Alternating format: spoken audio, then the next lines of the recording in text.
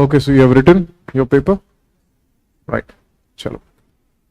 Good evening, everyone, in the offline and online classes. In the last class, we have been discussing about soil factors, and we have also seen the last thing that we have seen with the soil factors. We have seen how the soil is formed, the basic processes of soil formation. We have also seen what are the various zones of soil. And then we have seen how water is associated with soil. We have seen capillary, hygroscopic, gravitational and runoff water associated with soil. Now with that, we have also seen different types of the underground water resources that we have discussed. That was the last topic that we did with the class, right? And we have seen that the major underground water resources that we have, they are aquifers, aquetards and aquiclouds. These are three major ones that we have defined. Now you understand certain more things into that, right? Because that was the end of the class, so we didn't discuss the extended part of it. The aquifer that we defined, right? Aquifer is something which is called as a permeable resource where there could be trickling. Actually, aquifers are of two types, right? One, where trickling can take place. Trickling can take place from any surface bound water body, that may be a lake, right? Such type of aquifers, they get recharged constantly from the soil, from the resources which are present on land, water resources which are present on land. Such type of aquifers, they are called as unconfined aquifers. Unconfined aquifers, because they do have a permeable range. Then we have a layer of clay, we can say, or it can be a layer of rock also.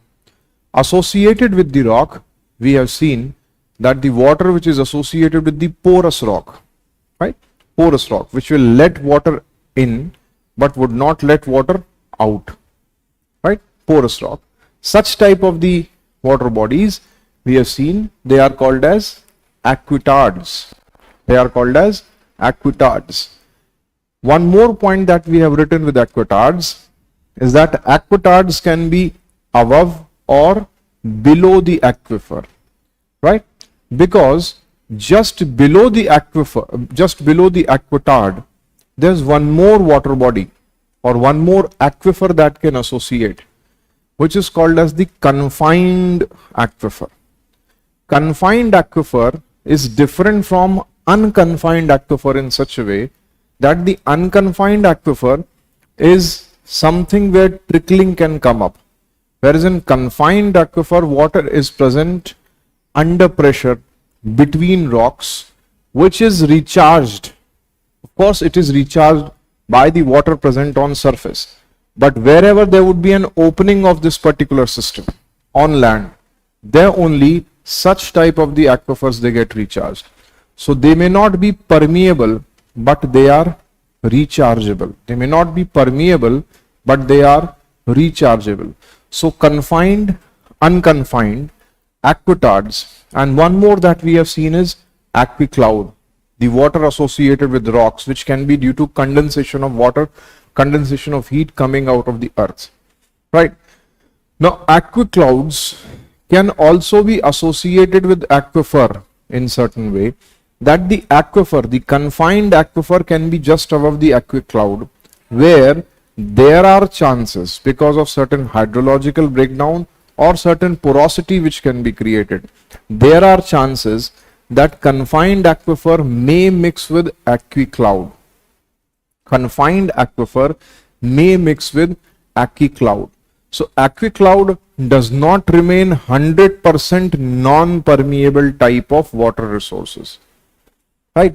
When the aquitard becomes 100% non-permeable, non-porous resource, it is called as aquifuge, the type of aquicloud which is completely non-porous, non-permeable is called as aquifuge, right? So you understood what different types of water resources we have. We have aquifer, right? Then we have aquitard, then we have confined aquifers, then we have aquiclouds, then we have the aquifuge that may be present in this way. Mostly the artesian wells that we have, right? The surfacial artesian wells or tube wells or bore wells, they will take up water from confined aquifer or aquitard, right? The deeper ones, जैसे जैसे water table बोलते हैं ना, water table नीचे जा रहा है, इसका मतलब क्या है? जो सरफेशियल अनकन्फाइंड एक्विफर्स हैं वो रिचार्ज ही नहीं हो रहा, और the rate of recharge of the aquifers and the rate of discharge from the aquifer is far different. We are extracting more water than we are recharging. तब उसमें क्या होगा? ग्राउंड वाटर टेबल क्या होता है? नीचे चला जाता है. तब क्या करते हैं? और डीप बोर्स करते हैं. जब और डीप बोर्स करते हैं तब क्या होता है? एक्विटार्ड पे पहुंच जाते हैं. और डीप करेंगे कन्फाइंड एक्विफर पे पहुंचेंगे, और डीप करेंगे तो एक्विक्लाउड तक पहुंचेंगे. वैसे एक्विक्लाउड तक हम लोग पहुंचते नहीं. बहुत ज्यादा हाइड्रोलिक फ्रैक्चरिंग जब हम करते हैं तब हम एक्विक्लाउड्स तक पहुंचते हैं, या कोई माइनिंग एक्टिविटी जब होती है तब हम एक्विक्लाउड्स तक पहुंचते हैं, नहीं तो हम एक्विक्लाउड्स तक पहुंचते नहीं है, राइट?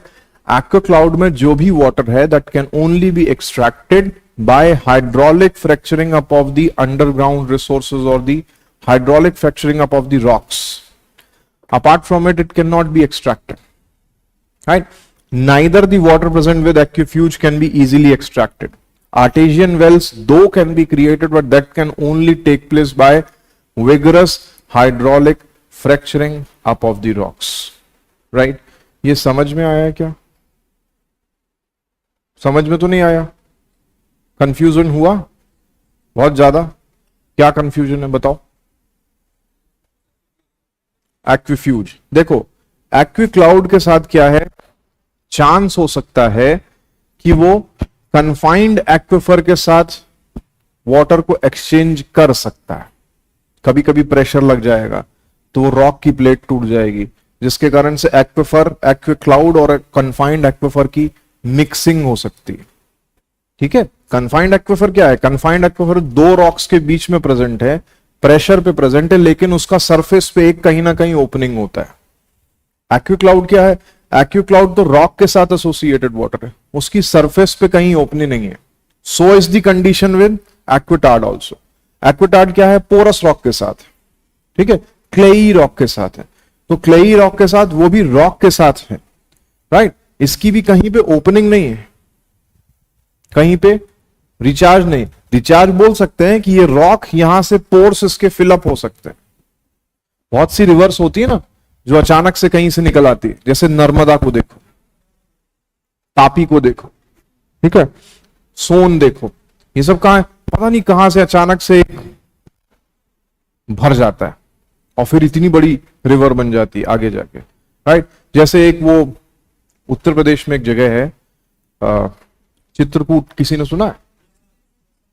हाँ, चित्रकूट में एक नदी है गोदावरी, उसको गुप्त गोदावरी बोलते हैं. गोदावरी नहीं, वो एक्चुअली महानदी है, पर वो कहीं पर केव्स में से वाटर आता है, केव्स के अंदर अंदर से कहीं से वाटर जा रहा है. वो आज वो लोग देखने जाते हैं, टूरिस्ट प्लेस है, राइट? वो सब क्या है? ये सब एक्विटार्ड्स हैं. ये सब एक्विटार्ड्स हैं. सरफेशियल भी हो सकते हैं, सरफेस के नीचे भी हो सकते हैं. Water present with the porous rock. Rock कैसा है? It would absorb water but would not release it. कहीं ना कहीं बाद में स्ट्रीम बनेगी, या तो बनेगी या तो नहीं भी बनेगी एक्विटार्ड की स्ट्रीम. लेकिन एक्विटार्ड और अनकन्फाइंड एक्विफर के बीच में भी इंटरचेंजेस हो सकते हैं. कैसे? ये कन्फाइंड एक्विफर से वाटर ले सकता है, इसको देगा नहीं लेकिन ले सकता है. पोरस रॉक है ना, वाटर इन करेगा, आउट नहीं करेगा. ठीक है? एक्वाक्लाउड के साथ क्या है? एक्वाक्लाउड के साथ यह है कि जब कहीं पर कोई फ्रैक्चरिंग हो जाए, रॉक की ब्रेक डाउन हो जाए, मान लो हम ही ड्रिल कर रहे हैं, आर्टेजियन वेल बनाया, ड्रिल किया, रॉक तोड़ दिया.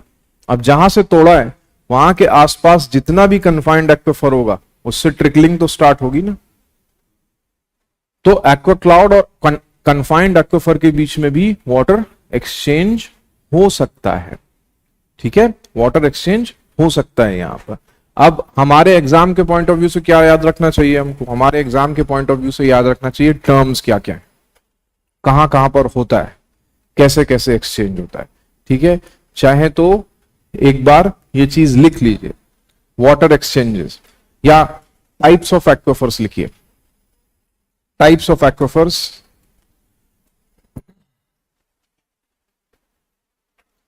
types of aquifers. These are unconfined. Number one, unconfined aquifers. Unconfined aquifers.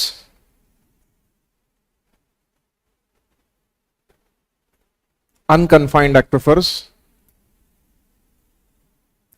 These are surface. These are near the surface. These are near the surface. These are near the surface and get recharged. And get recharged by surfacial water bodies through trickling, and get recharged by surfacial water bodies through trickling.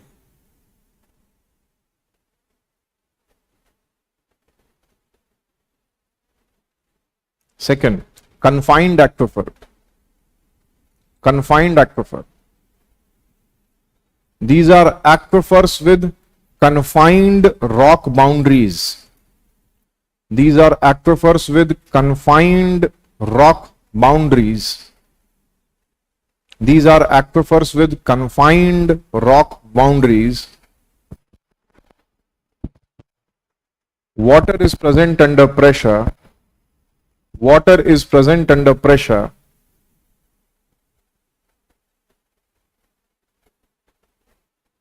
There is no exchange from the surface. There is no exchange from the surface. But these are recharged. But these are recharged. There is no exchange from the surface. But these are recharged through an opening on the surface. These are recharged through an opening on the surface.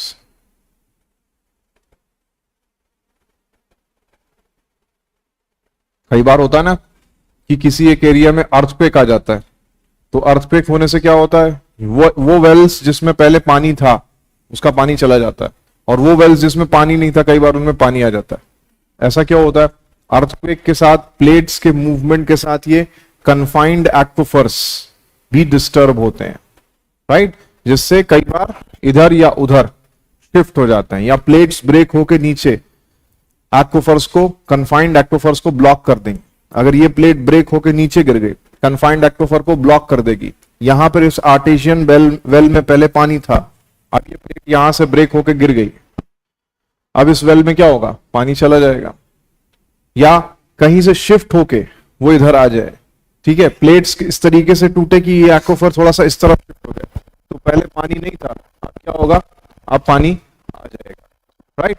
तो इस तरीके से देखेंगे तो ये confined aquifers के movement नहीं बोलेंगे हम, उनका डिस्टरबेंस टेक्टोनिक मूवमेंट्स के कारण से भी हो सकता है, राइट, और हमारे अर्थ प्लेट्स के मूवमेंट के कारण से भी हो सकता है। Confined and unconfined aquifers. एक्विफ्यूज,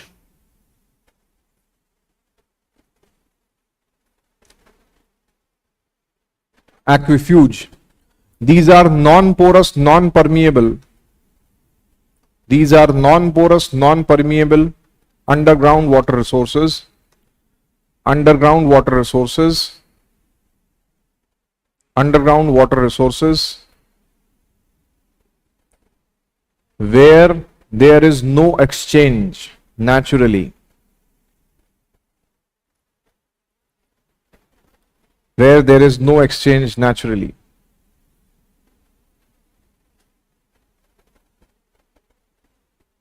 Right. Next, exchange can take place between. Exchange of water can take place between. Exchange of water can take place between.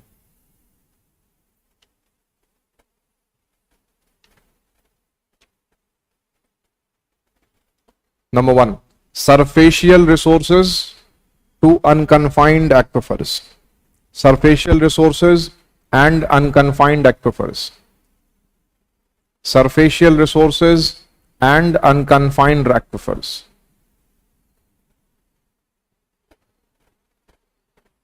And unconfined aquifers. Second, aquithards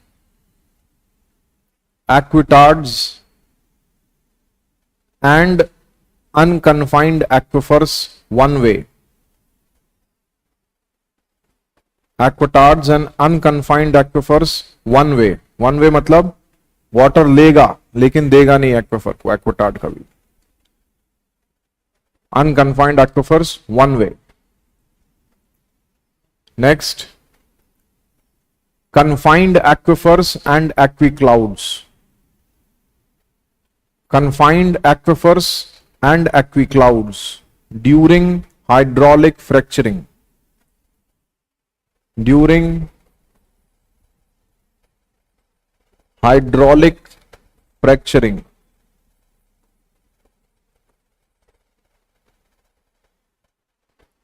During hydraulic fracturing.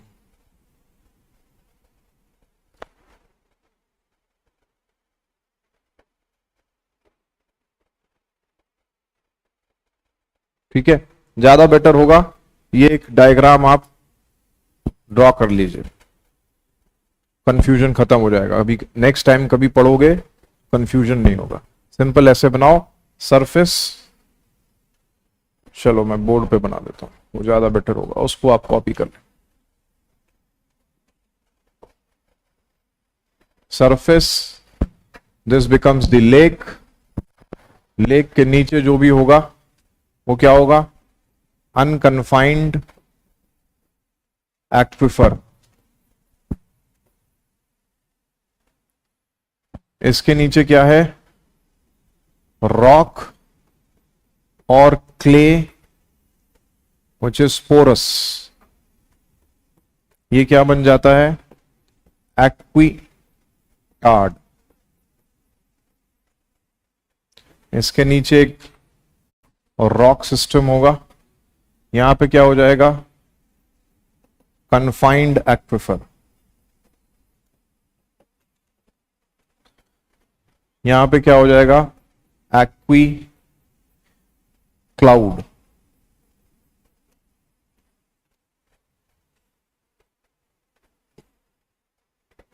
और इन सब के नीचे equi fuse.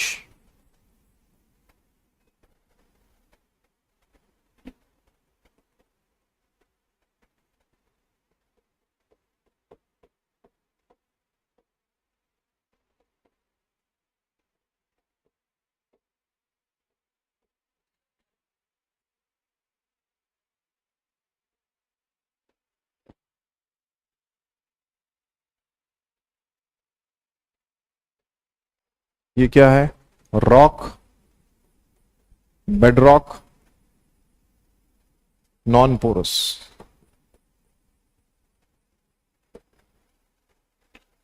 एक्यूफ्यूज क्या है? Non porous, non permeable.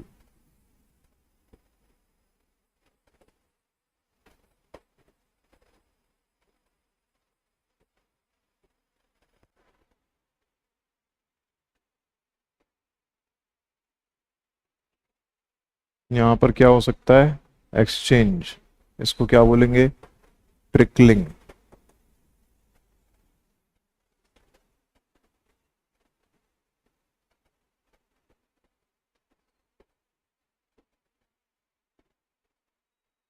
Wales कहां तक जा सकते हैं?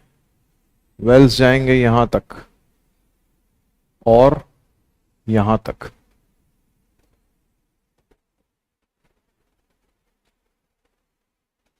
या तो एक्विटार्ड्स तक, फिर उसके बाद एक्विक्लाउड्स तक.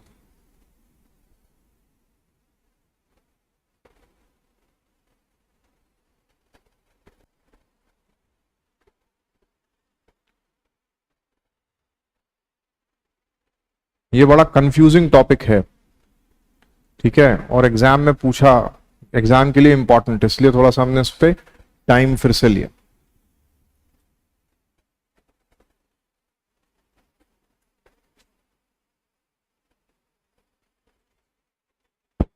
ठीक है, लिख लिया, done. So next thing that we shall also understand is briefly the basic utility of temperature in ecosystem.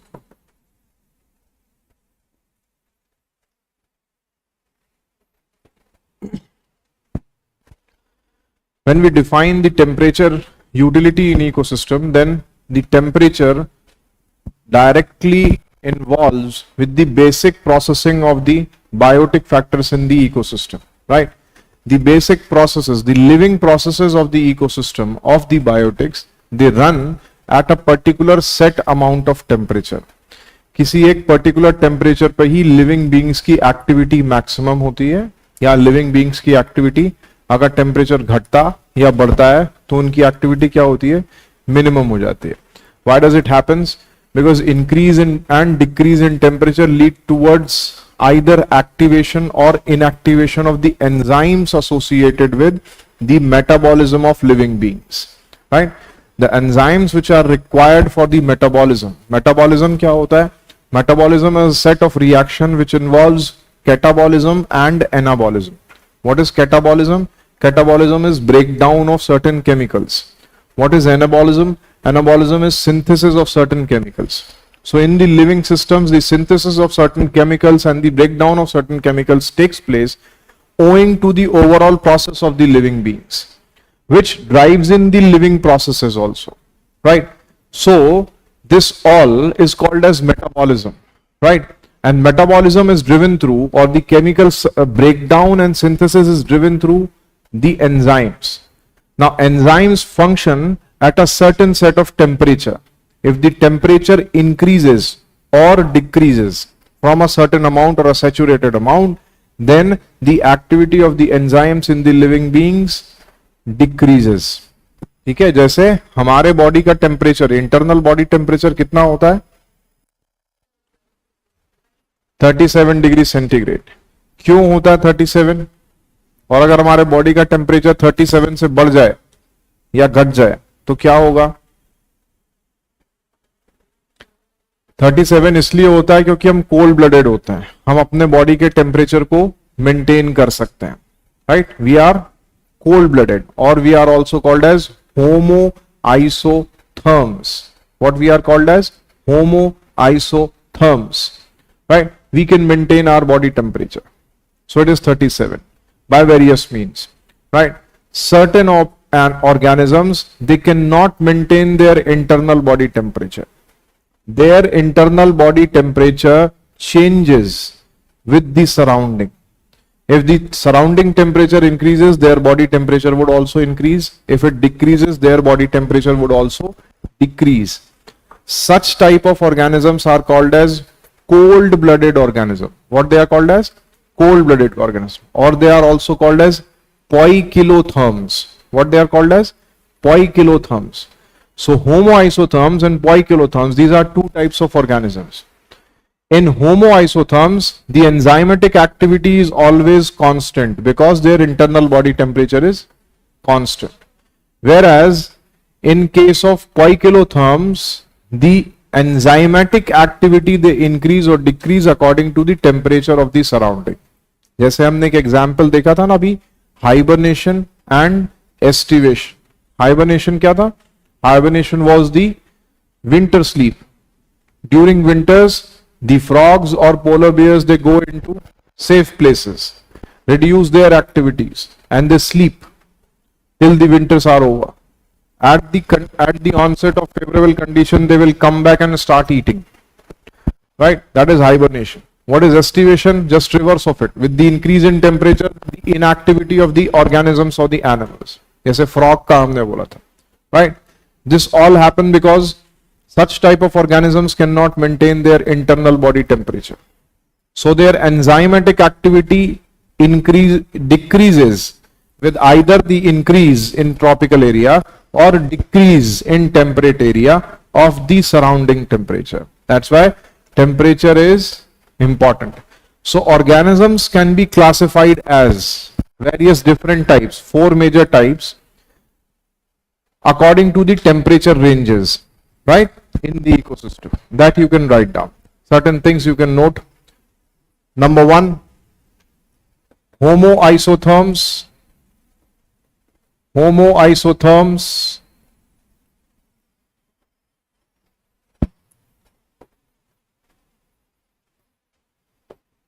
or warm-blooded organisms. Warm-blooded organisms. Organisms which can maintain their internal body temperature against the surrounding. Organisms which can maintain their internal body temperature against the surrounding.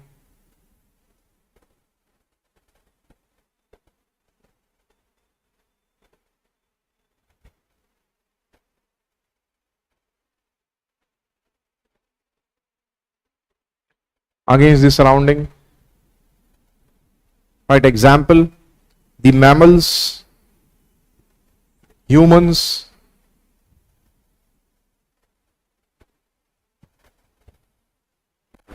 second ones, poikilotherms, mammals and humans, poikilotherms or cold-blooded organisms. Poikilotherms or cold-blooded organisms.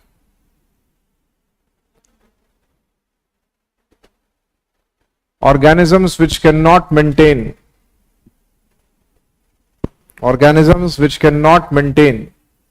their internal body temperature against surrounding.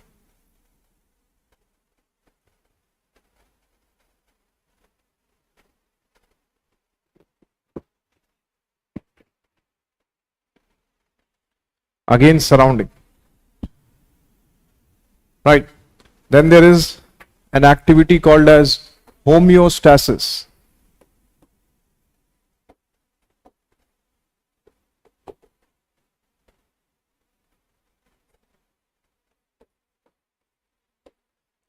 Homeostasis. Homeostasis is the activity of maintaining this temperature, right? Why we can maintain? Because we undergo homeostasis. Homeostasis is the activity of maintaining the internal temperature equilibrium, against the surrounding, the internal temperature equilibrium against the surrounding.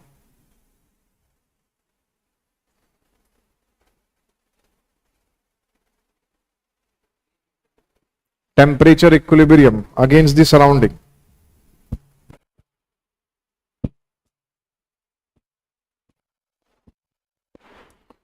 Warm-bloodeds maintain 37 degrees centigrade.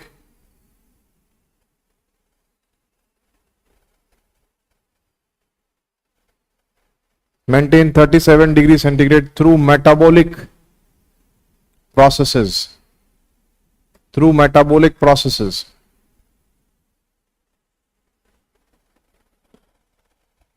Cold-blooded maintain their temperature.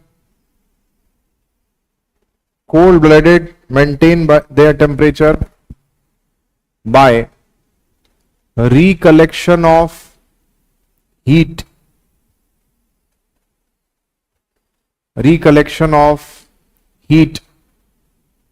Produced in chemical reactions.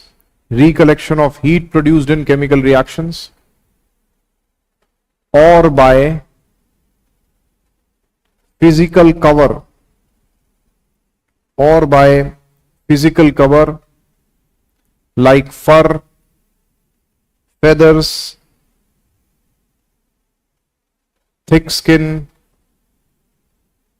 fat, hairs, etc. Thick skin, fat, etc. hair, etc. Right? तो जितने भी ये cold blooded होंगे उसमें specially उनके outer covering में एक adaptation होता है so that they can conserve much amount of the heat. जैसे मगरमच्छ को देखो, मोटी स्किन होती है, राइट। बियर्स को देखो, हेयर्स होते हैं, राइट। या वो एक स्नो लेपर्ड या क्लाउडेड लेपर्ड होता है इंडिया में, वो लेपर्ड से डिफरेंट हो जाता है। लेपर्ड की स्किन और क्लाउडेड लेपर्ड की स्किन डिफरेंट होती है। क्लाउडेड लेपर्ड की स्किन थोड़ी सी ज्यादा मोटी होती है, थोड़ा ज्यादा फैट स्टोर करता है वो, राइट। और स्नो लेपर्ड भी इसके साथ ऐसा ही करता है। तो ये डिफरेंट है, एक ही स्पीशी है, लेपर्ड है, स्नो लेपर्ड है, लेकिन दोनों में अलग अलग एडेप्टेशन है according to the conditions, right. Although leopards तो मैमल्स होते हैं, वार्म ब्लडेड होते हैं, ठीक है। हम कोल्ड ब्लडेड की बात करें, सॉरी, कोल्ड ब्लडेड में ये फेदर्स, फर्स और ये सारी चीजें आ जाएंगी, बर्ड्स भी इंक्लूडिंग है उसमें, right. Then when we speak about different types of organisms according to the temperature range, then there are certain organisms called as megatherms. Megatherms are those organisms which can live at a high temperature condition. At a high temperature condition. जैसे India में जितनी भी high temperature Jones होंगी उनमें exist करने वाले जो भी ऑर्गेनिजम्स होंगे, प्लांट्स होंगे, उनको मेगाथर्म बोलेंगे। जैसे इंडिया में कोकोनट वगैरह है, राइट। कोकोनट को क्या बोलोगे? मेगाथर्म बोलोगे। एक और तरीके के ऑर्गेनिजम्स होते हैं जिनको बोलते हैं mesotherms. Mesotherms are those which live in the moderate temperature condition. जैसे ये पीपल अथवा बैनियन या फिर टीक वुड, ये सब क्या है? ये मॉडरेट टेम्परेचर रेंजेस को में रहते हैं। हाई टेम्परेचर होगा तो ये मरने लगेंगे, ठीक है, लो होगा तो भी मरने लगेंगे। तो ये सब क्या है? मीजोथर्म्स है। फिर एक तरीके के होते हैं जिनको बोला जाता है माइक्रोथर्म्स।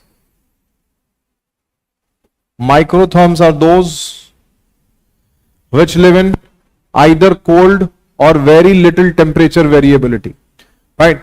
जैसे pinus etcetera, these are those type of plants which live in India which are mostly adapted to colder conditions, right. तो mega, meso, micro, these are different types of the terms associated with temperature. लिख लीजिए मेगाथर्म्स,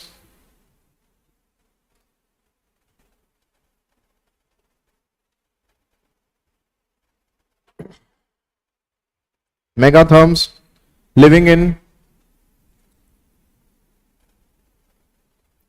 high temperature zones,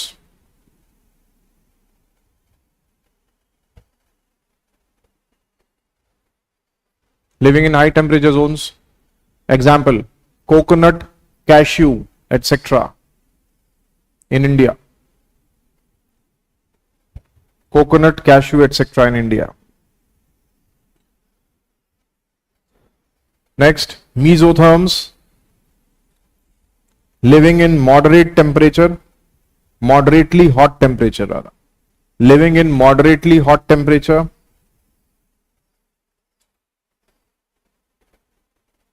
Like rubber, example, rubber, black pepper, teak wood, banyan, rubber, black pepper, teak wood, banyan, etc. in India. Next, microtherms.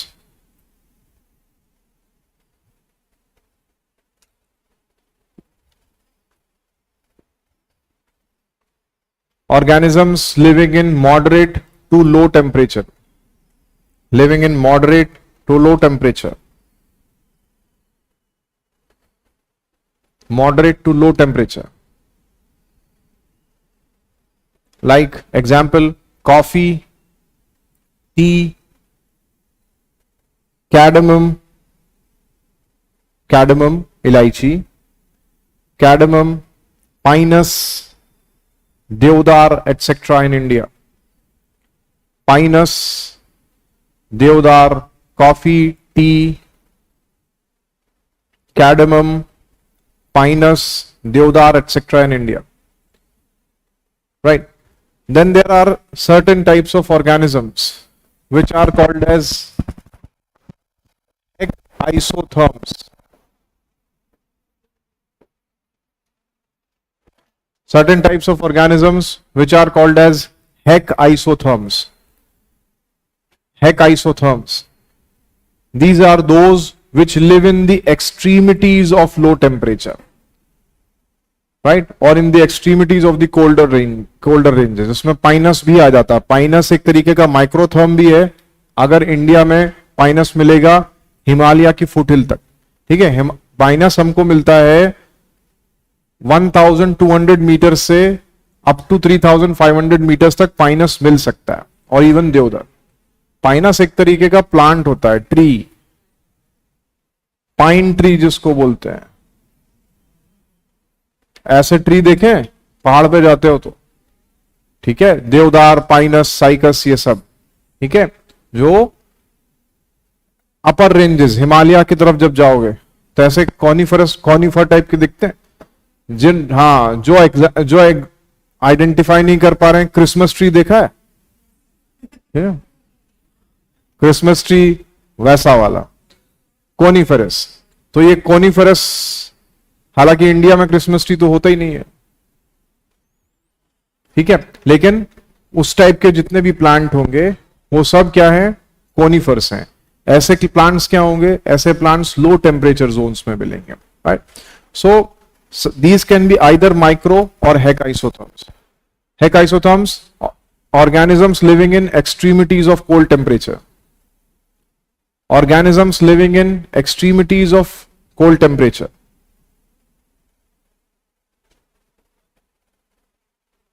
Organisms living in extremities of cold temperature. Extremity.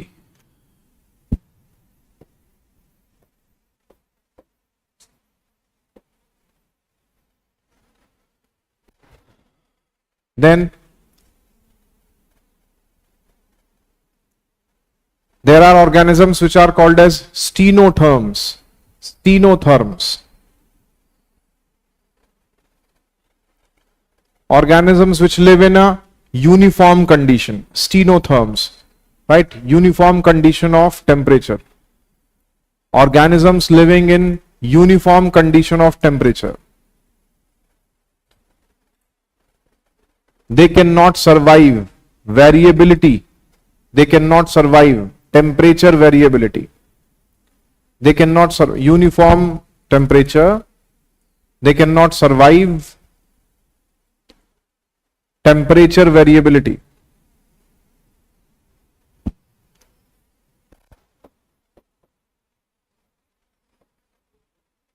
Then there are organisms called as eurytherms. Organisms called as eurytherms. Organisms called as eurytherms. What are these? These are organisms which can tolerate large temperature variability. Organisms which can tolerate large temperature variabilities. Large temperature variabilities.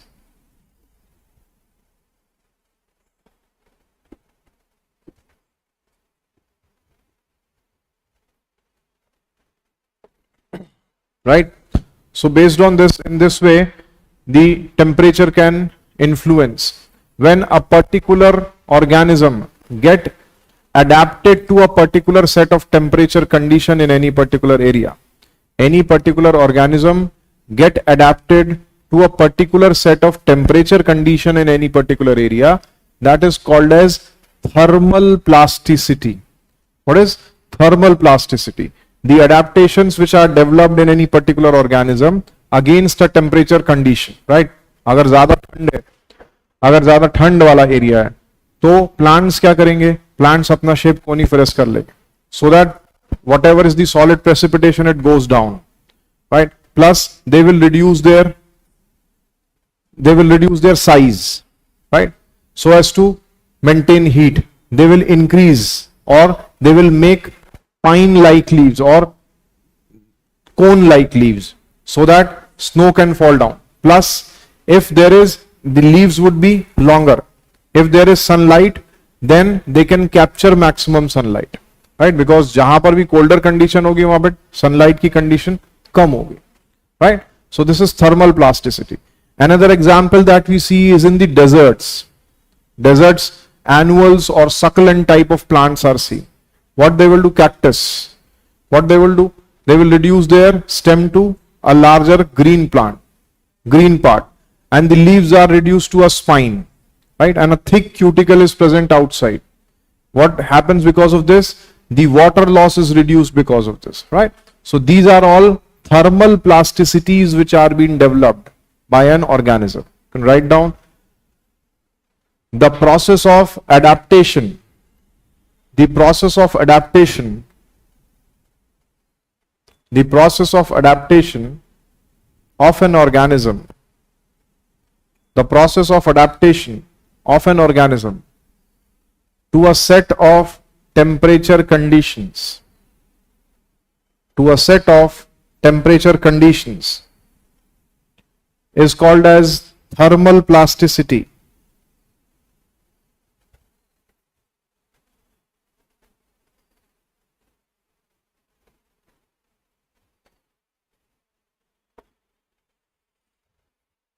Organisms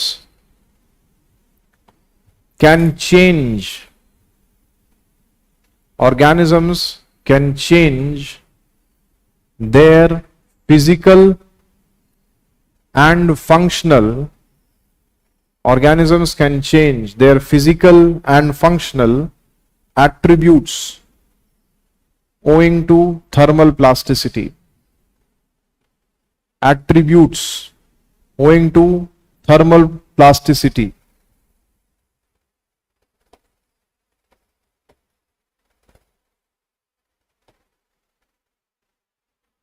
Owing to thermal plasticity, right? So this can also happen with the temperature condition. Next thing that we shall understand, this is what we have seen with the physical surrounding, right? We have seen air, we have seen water, we have seen soil, we have seen temperature, we have seen sunlight, their effects, how they are utilizable, all of this we have seen. Now, next thing that we must understand is about biotic factors, right? इसमें पहले एक question लिखो, biotic factors of ecosystem.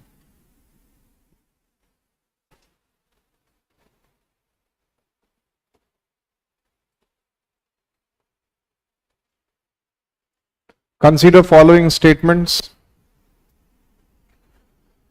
Consider following statements. Statement number 1. All biotic factors of ecosystem are living.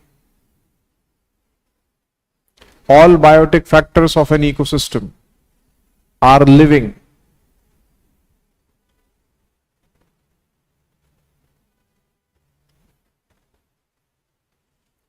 Are living across all temporal variations. Across all temporal variations.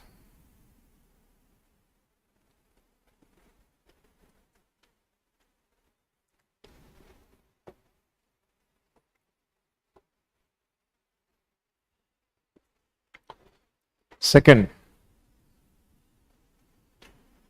all the living beings of biosphere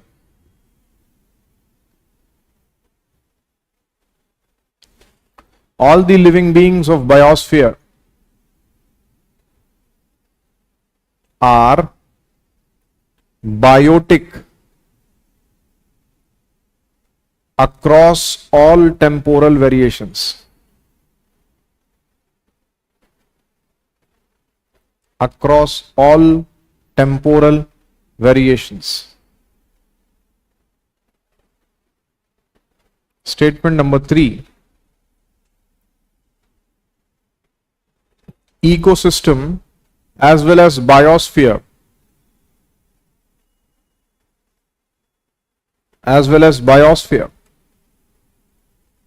is an outcome of presence of biotic and abiotic factors. Presence of biotic and abiotic factors. Which of the above is correct?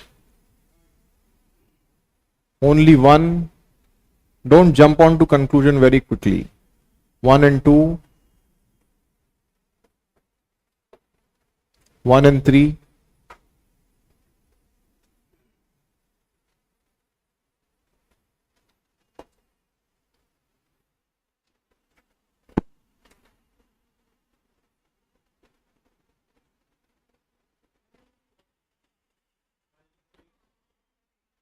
Only 3 तो है ही नहीं, option ही नहीं। 1 and 3।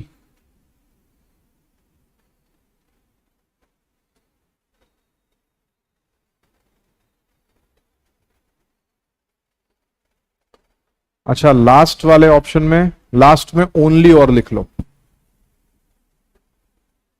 Biotic and abiotic factors only.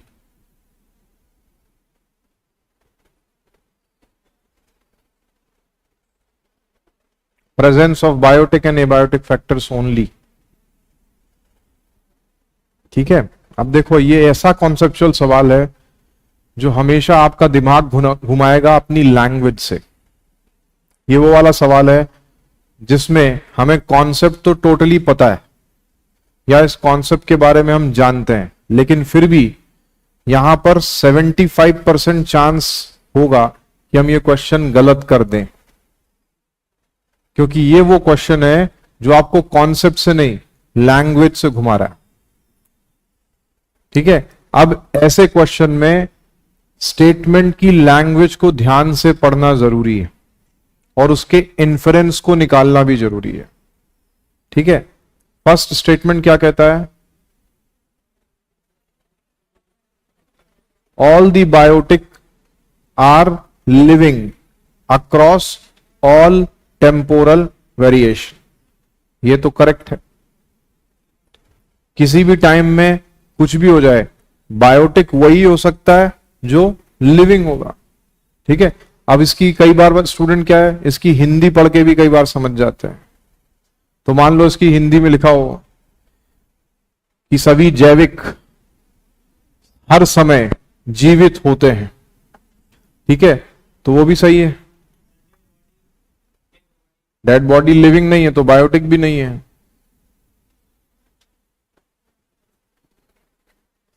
Living नहीं है तो biotic भी नहीं है।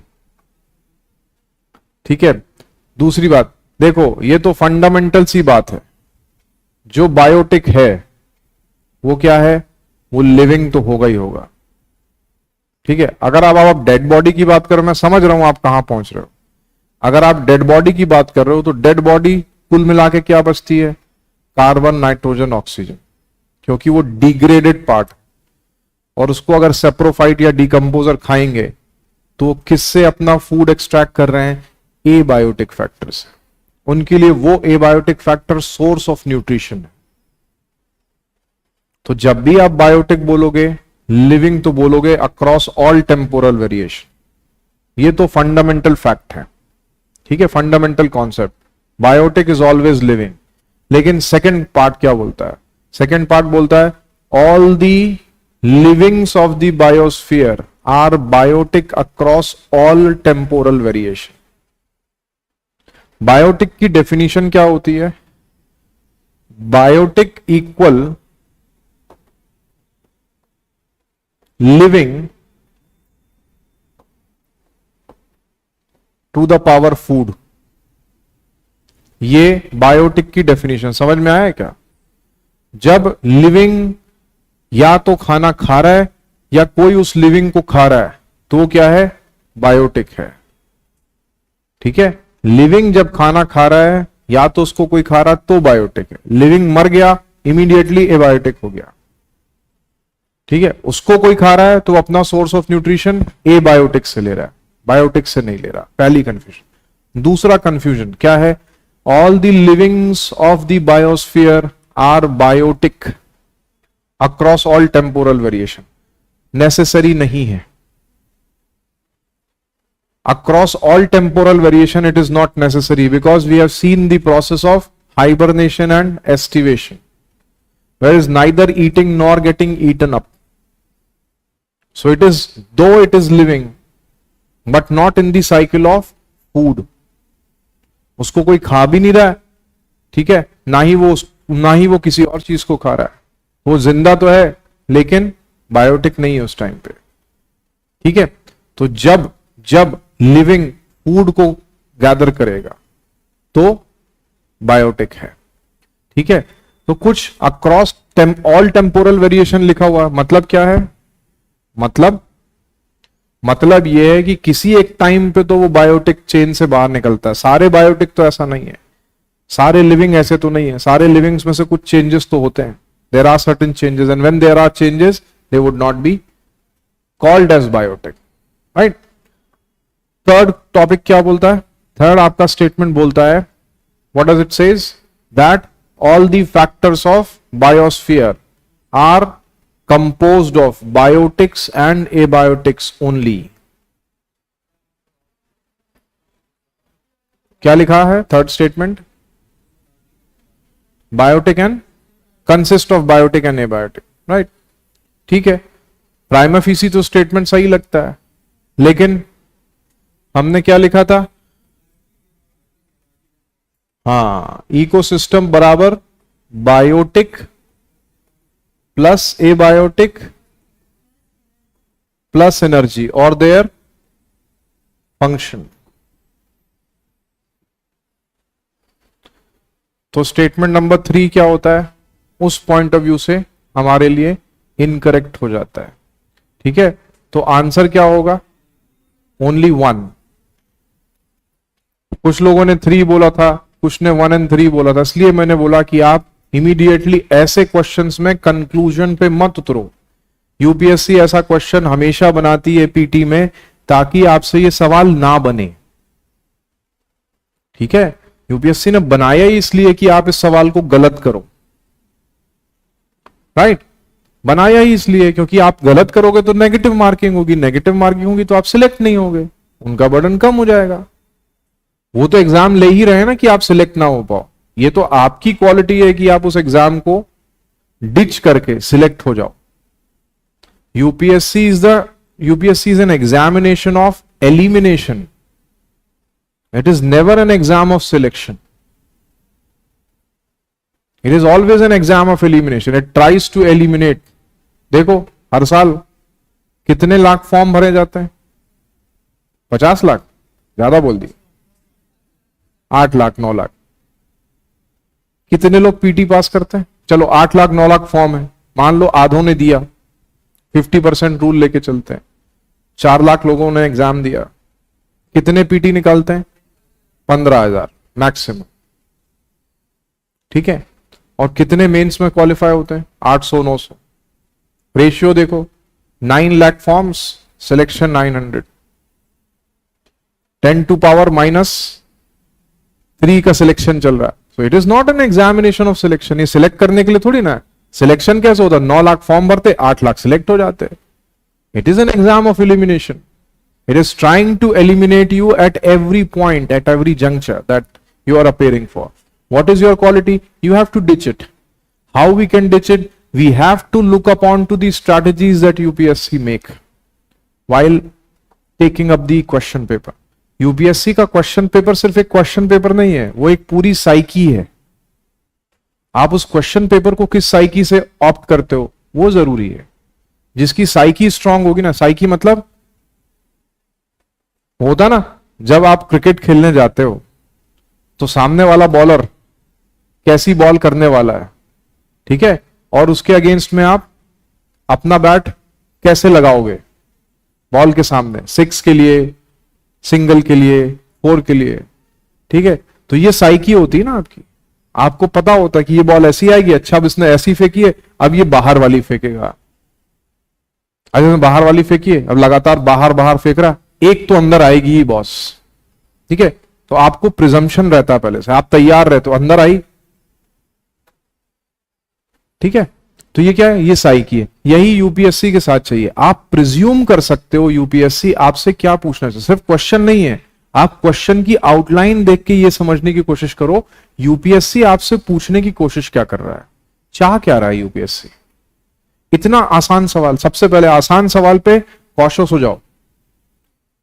पीटी का कोई भी पेपर जब भी करते हो ना, वो वही आसान सवाल आपको इस एग्जामिनेशन में लेके आया। मैंने पहली क्लास में भी बोला था ना कि वो 40% क्वेश्चंस को देख के आप लोग एग्जाम यहां आ जाते हो, अरे ये तो इतना आसान पेपर है, इसको तो मैं नींद में कर दूंगा। ऐसा पेपर पूछते यूपीएससी? अरे कोई स्टैंडर्ड ही नहीं है।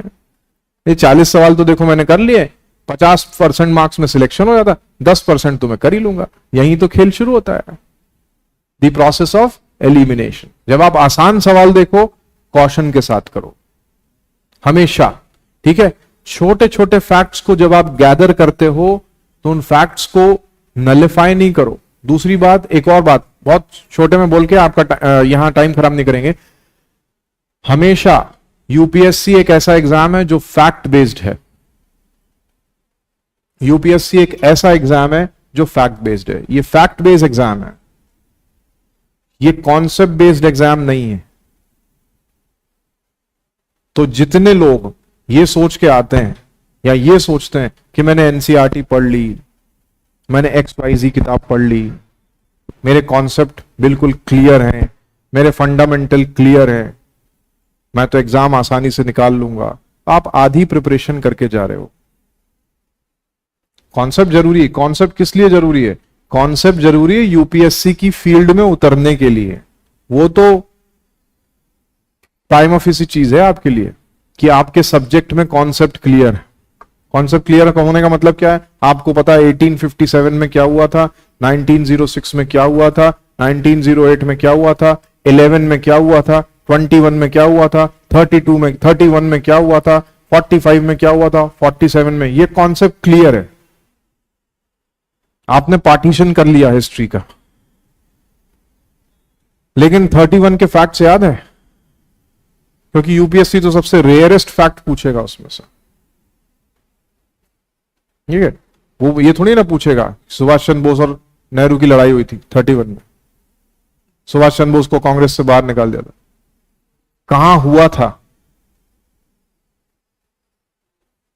ठीक है। वो वाला फैक्ट निकाल के आया, ठीक है। तो इस तरीके से हमेशा ये एग्जाम फैक्ट बेस्ड एग्जाम है। आपका कॉन्सेप्ट क्लियर है, बायोटेक होता है, एबायोटेक होता है, बायोटेक एबायोटेक की डेफिनेशन कभी नहीं पूछेगा। पूछेगा क्या? बताओ स्टीनोथर्म क्या होता है? अरे पढ़ा तो था। फैक्ट है, फैक्ट है, ठीक है। इसलिए ये कॉन्सेप्ट क्लियर रखना कि बिना फैक्ट के एग्जाम कभी नहीं निकलेगा। इंडिया में आज तक कोई भी एग्जाम ऐसा नहीं बना जो फैक्ट के बिना निकलता हो। अगर आप ये सोचते हैं कि मैं कॉन्सेप्ट क्लियर करके सीधे पीटी का पेपर देने चला जाऊं, आप मिथ में हो मेरे भाई। और ऐसी गलती मत करना, अपना अटेम्प्ट खराब मत करना। सिलेक्शन नहीं होगा, मेरे से लिख के ले लो अभी से। क्या जरूरी है? 50% भी नहीं, 30% कॉन्सेप्ट जरूरी है, ठीक है। 50% फैक्ट जरूरी है, 20% करंट जरूरी है। हम करंट के पीछे भागते रहते हैं, पूरा एफर्ट करंट पे लगा देते हैं। जरूरी क्या है? फैक्ट। टॉप से लेके बॉटम तक फैक्ट जरूरी है। फैक्ट क्यों जरूरी है? टॉप में आप पीटी निकालने के लिए, मिड में मेंस लिखने के लिए, आंसर जब भी लिखोगे, when you will write down answers, can you perform any form of analysis without the facts? Can you perform any form of analysis without the facts? Cannot. You would write down the vague answers. फिर वही होता है, 10 number का question है, 3 number मिलते हैं। ऐसे 20 question है, कितने मार्क्स मिले? 60, 70।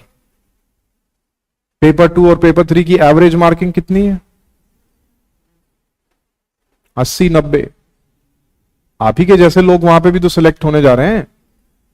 100, आप 60 पे रह जाओगे, 70 पे चले जाओगे, एक आध आंसर अच्छा लिख दिया, ठीक है। सो fact is utter most important. Start revising the facts immediately. जो पढ़ लिया है उसके फैक्ट्स रिवाइज करो, जो पढ़ रहे हो उसके facts revise. This is what preparation is called as. इसके पहले पॉलिटी पढ़ा, पॉलिटी के सारे फैक्ट्स याद है, सारे आर्टिकल्स याद है। हमने तो कॉन्सेप्ट पे छोड़ दिया है। इस आर्टिकल से इस आर्टिकल के बीच में प्रेसिडेंट है, इस आर्टिकल के बीच में पंचायत है, इस आर्टिकल से इस आर्टिकल के बीच में गवर्नर है, किया ना? हम लोग ने भी यही किया था यार शुरुआत में। लेकिन याद होना चाहिए बेटा, इस आर्टिकल का मतलब ये है, इसका मतलब ये है, इसका मतलब, at least you should be able to write 2 lines over one particular article. क्यों एग्जाम में लिखने क्या जाओगे? What are define the powers of governor of the state. अब वेग लिख के आओ, governor of the state is the head of the state, he does this, he does this, he does this, लिख के आ जाओगे। 6 पॉइंट लिख सकते हो, हर कोई लिख सकता है जिसने पॉलिटी पढ़ी है। With articles,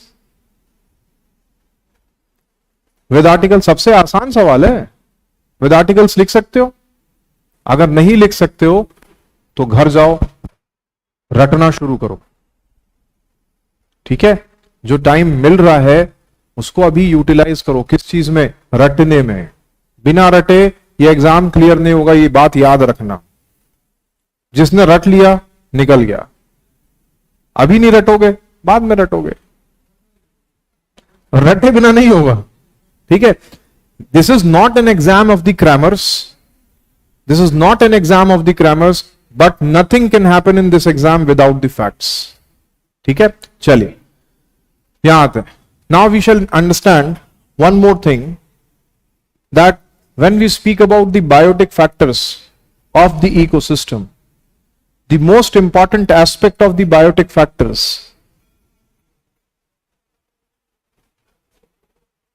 of the ecosystem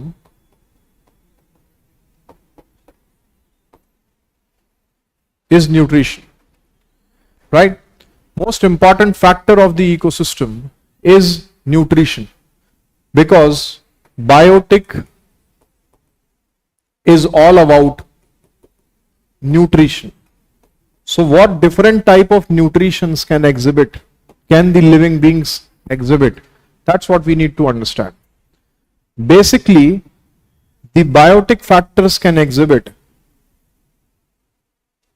2 different types of nutritions. One is called as autotrophic nutrition.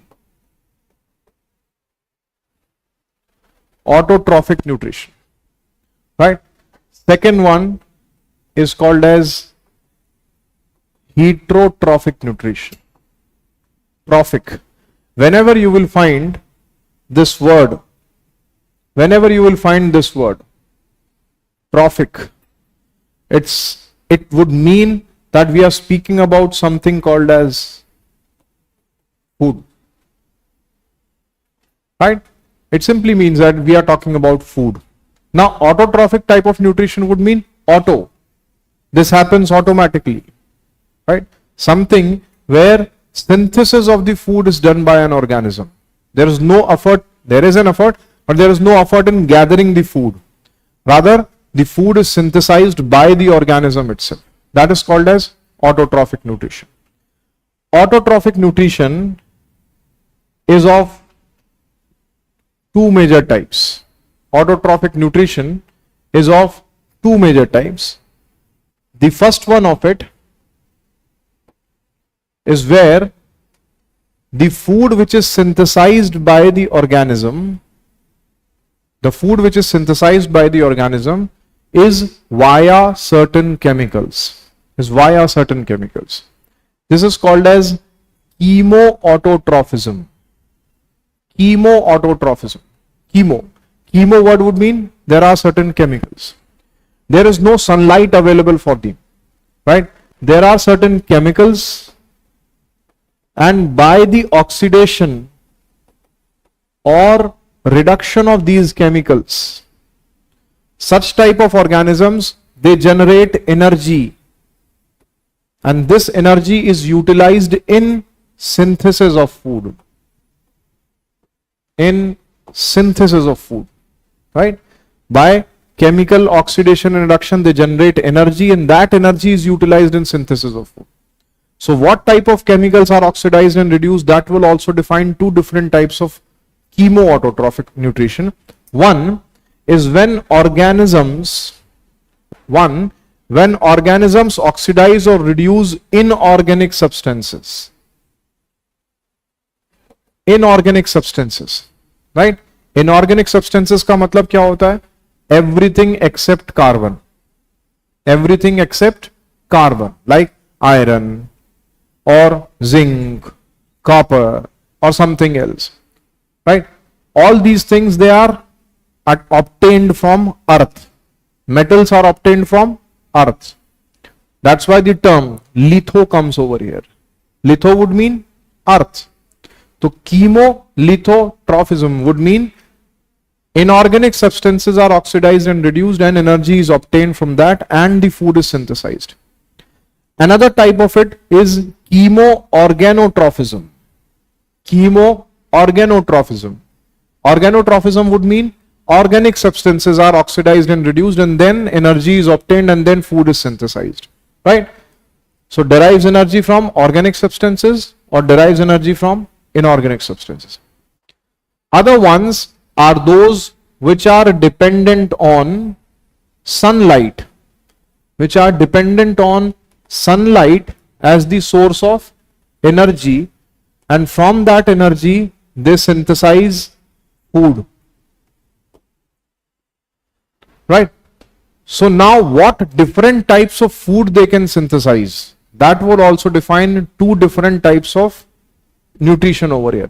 When sunlight is the source of energy, they are called as photoautotrophic or photoautotrophism, right? When photoautotrophism is there, either they can synthesize. Now we are talking about this. What is the type of food which is synthesized? The type of food synthesized may be inorganic. The type of food synthesized may be organic. When type of food synthesized is inorganic, it is called as photolithotrophism. What is called as photolithotrophism. When organic substances are synthesized as food material, it is called as photoorganotrophism. Photoorganotrophism, or what we call as photosynthesis. So if it is said photosynthesis is the sole source of energy in ecosystem or amongst the living beings. Photosynthesis is the sole source of energy fixation amongst the living beings. Is it correct? True or false?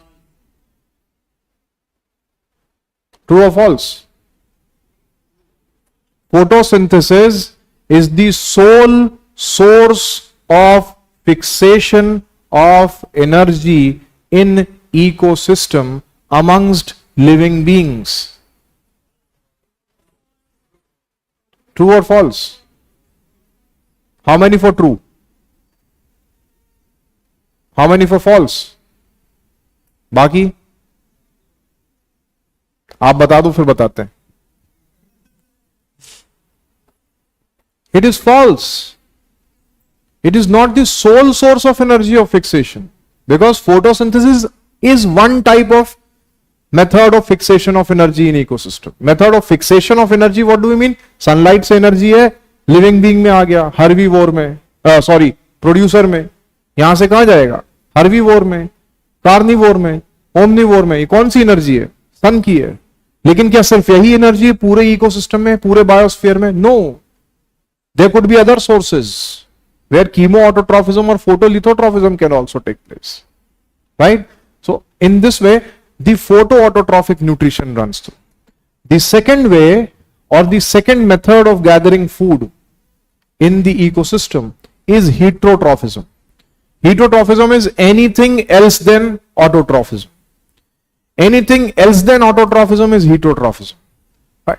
Now, heterotrophism can be of three different types. One of them is holotrophism. Holotrophism. Holotrophism is a method when we kill something and we eat it. Kill and eat is holotrophism. You kill something and you eat it completely. Holotrophism. Holotrophism is also of two types. When plants are killed and eaten completely. Phytic लगा ना word यहां पे, phytic जहां पे भी word लगता है मतलब हम किसकी बात कर रहे हैं, प्लांट से रिलेटेड कोई बात कर रहे हैं. When plants are killed and eaten, this type of nutrition can also be taken up as herbivorous. Plants को पूरा मारते हो ना, खाते हो, ऐसा तो नहीं है हाँ कि गेहूं में से गेहूं निकाल के, प्लांट को पहले मारोगे फिर गेहूं निकाल के लाओगे फिर खाओगे, पूरा मारोगे ना, राइट. राइस को भी ऐसे ही करोगे, किसी भी चीज को ऐसा करोगे. सो इवन आप फ्रूट्स को प्लक करते हो, ठीक है. सेब खाने के लिए कहां पहुंचते हो, शिमला, सीधे हिमाचल, शिमला के पेड़ पे लगा हुआ सेब जाके खा लेंगे, नहीं, तोड़ोगे खाओगे, फ्रूट को तो मार दिया ना. So you kill something and then you eat something of the plants, that is holophytic. Second type of it is holozoic, where you kill an animal completely and you eat it, that is carnivorous. Carnivorous, you kill and you eat, right. Second type of it is called as parasitism.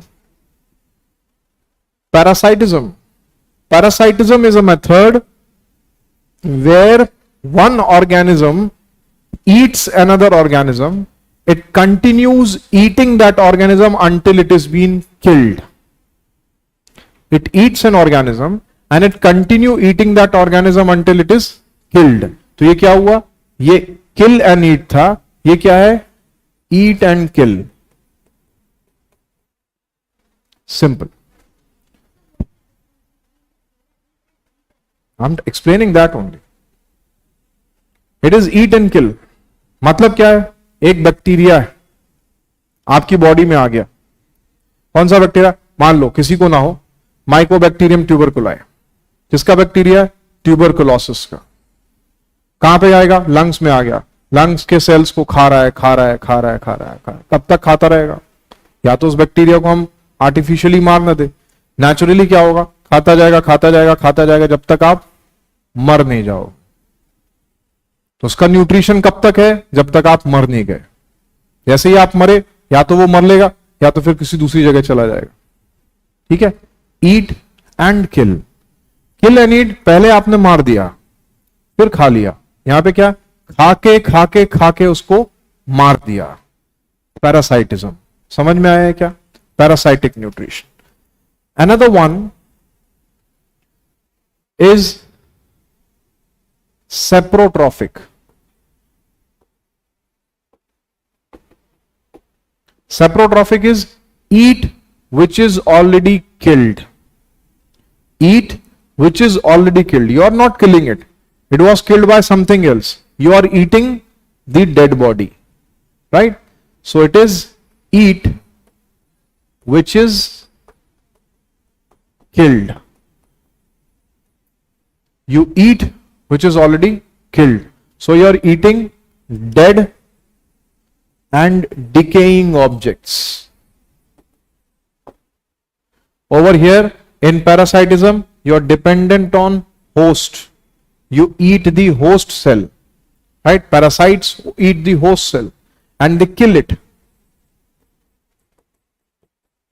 Here in holotrophism, you kill the source and then you eat it. So kill and eat and kill, and eat which is already killed. These are three types of heterotrophic nutrition that we see. Understood the point? Right. चलिए अब quickly definitions लिखते जाइए.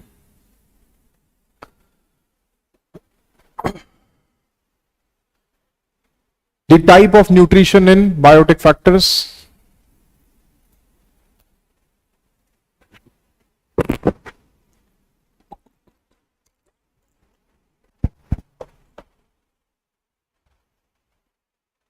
Number one, autotrophic nutrition. Autotrophic nutrition.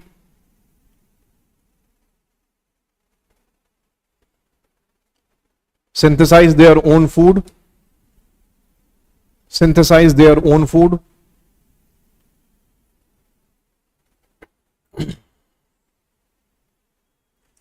Types of autotrophic are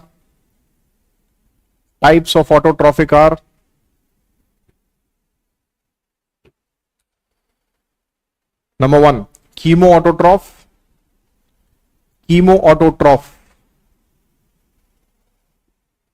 ये chemoautotroph,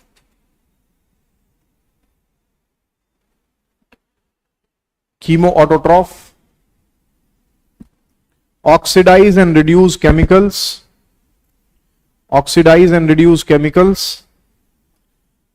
to generate energy for food synthesis. Oxidize and reduce chemicals to generate energy for food synthesis.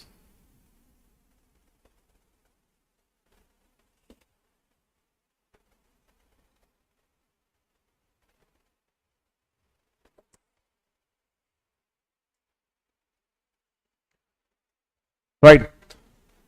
Two types of chemoautotrophism.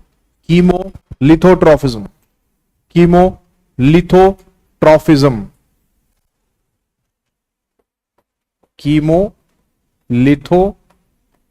and trophism. Chemolithotrophism. Oxidize or reduce inorganic substances. Oxidize or reduce inorganic substances to derive energy. Inorganic substances to derive energy.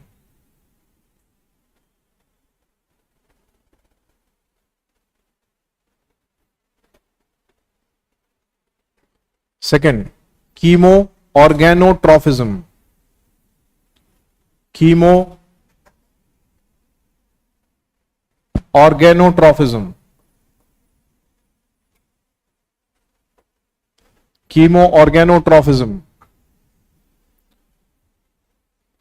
Oxidize and reduce organic substances to derive energy.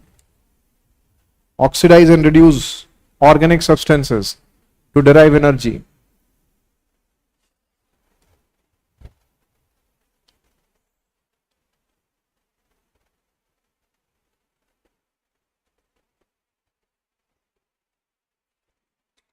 Next, photoautotrophism. Photoautotrophism.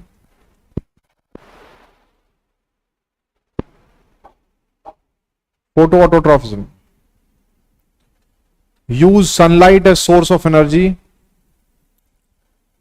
Photoautotrophic. Use sunlight as the source of energy to synthesize food. Use sunlight as the source of energy to synthesize food. Right. Types of photoautotrophic.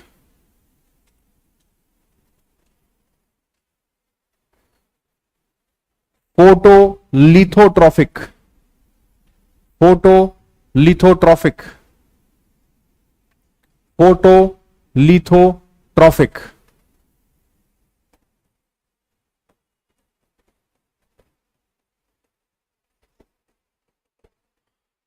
Food synthesized is inorganic.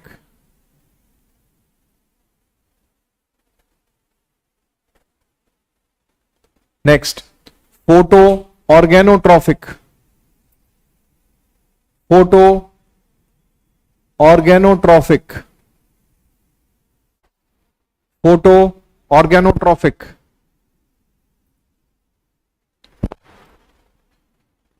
Food synthesized is organic.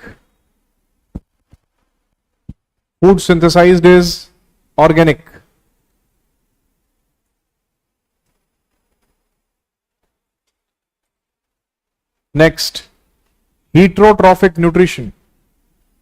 Second one, heterotrophic nutrition. पहला क्या है? Autotrophic. Second क्या है? Heterotrophic. Heterotrophic nutrition. Obtain food from varied sources.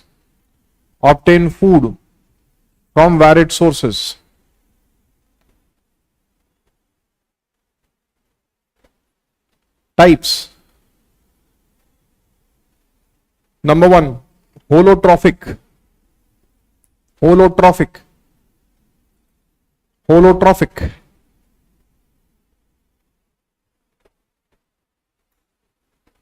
It is a predative method.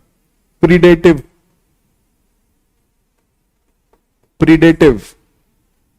method. It is a predative method where food is obtained by killing. Food is obtained by killing any organism. Food is obtained by killing any organism. Types. Holophytic. Holophytic. Holophytic. Or herbivores. Herbivores. Herbivores. Kill plants and eat it. Kill plants and eat it.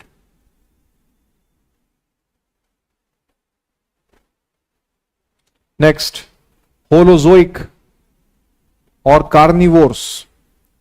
Holozoic or carnivores. Kill animals and eat it. Kill animals and eat it. Kill animals and eat it. Carnivores. Next, parasitism. Parasitism.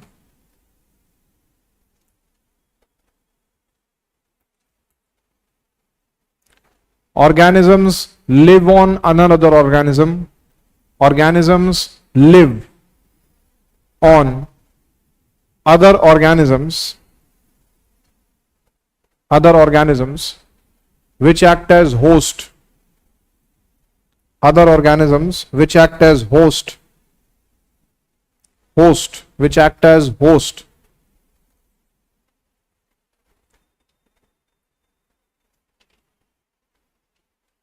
And benefits or food. Benefits or food is extracted from host. Is extracted from host until the host dies. Is extracted from host until the host die. Example, bacteria, virus, protozoa, fungus, etc.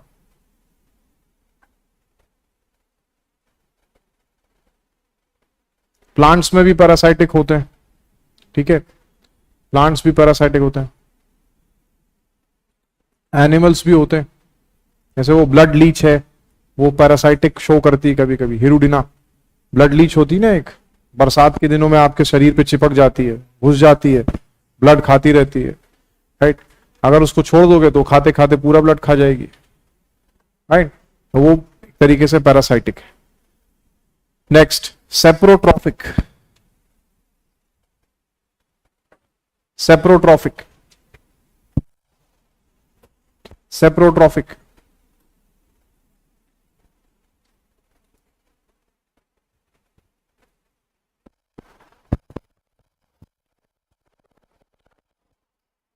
they feed on dead organic matter. They feed on dead organic matter.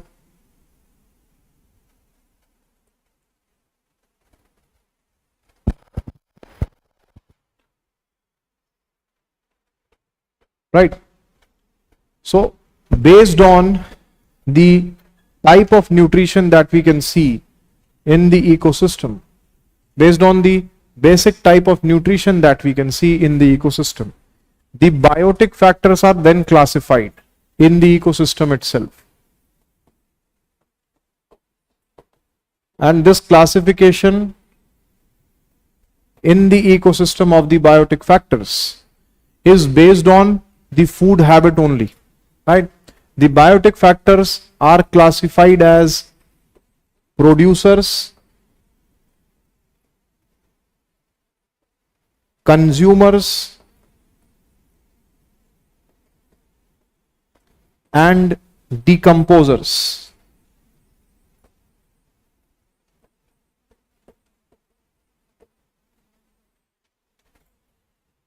Respectively, right? Producers are those which are able to fix energy for the ecosystem. Producers are those which are able to fix energy for the ecosystem. That's why they become the primary source of food.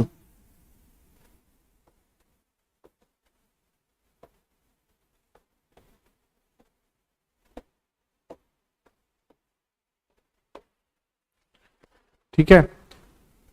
In the present day biosphere, 98% of the producers, in the present day biosphere, 98% of the producers are photosynthetic in nature.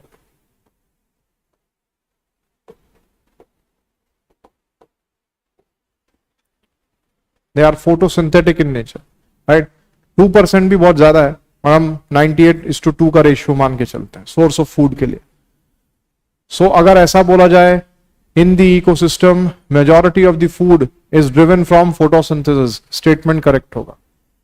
In the ecosystem all of the food can be driven from photosynthesis, तब भी statement correct होगा. All of the food can be लगा हुआ है क्योंकि यहां पे, ठीक है, तो हो सकता है क्योंकि majority of the basic food habits, majority of the producers, they are photosynthetic. इसको ऐसा भी बोला जाए, in any ecosystem majority of the producers are photosynthetic in nature, तो भी स्टेटमेंट क्या होगा, करेक्ट होगा, राइट? ऐसा बोला जाए, in the ecosystem the producers are autotrophic, तो भी स्टेटमेंट क्या होगा, करेक्ट होगा. ये किसी भी तरीके से ये स्टेटमेंट गलत नहीं होता है, right? So they are autotrophic in nature. ये साइमल्टेनियसली आप लिखते जाइए points. Next, if we understand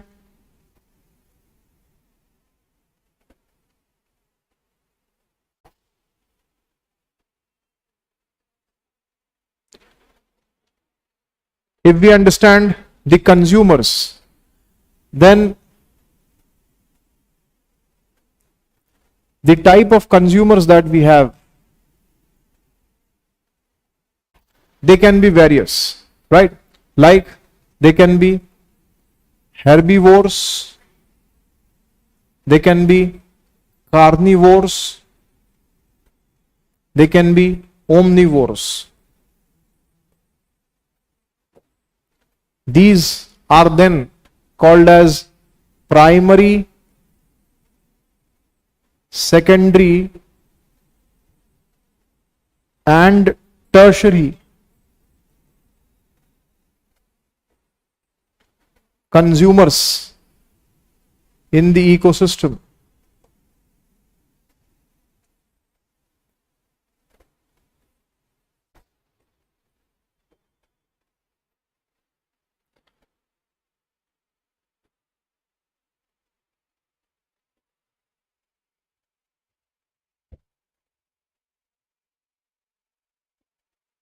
The tertiary consumers are also termed as the top consumers of any ecosystem.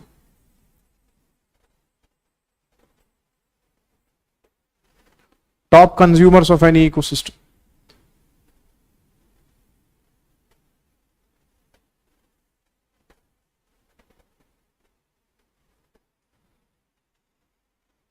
Right?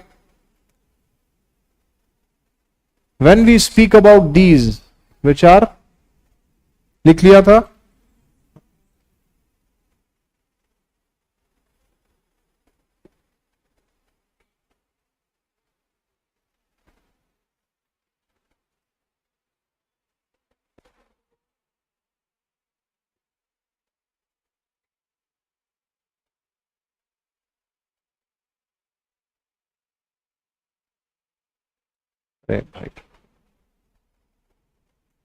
When we speak about these decomposers,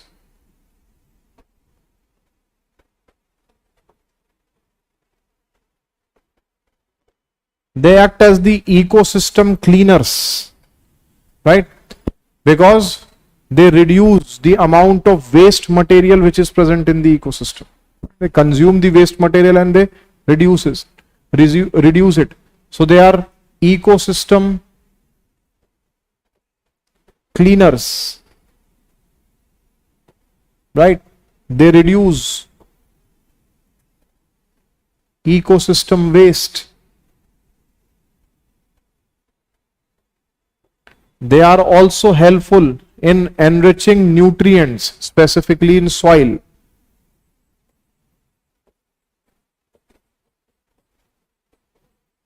Hence, their presence is equally important as the presence of producers. Otherwise, if the decomposers are not present, what can happen? अगर ऐसा पूछ लिया जाए, what would happen if the decomposers are not present in the biosphere? चलो ये question ही लिख लो.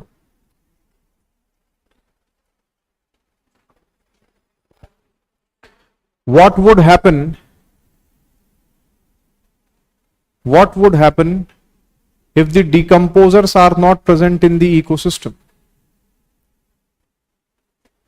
What would happen if the decomposers are not present in the ecosystem?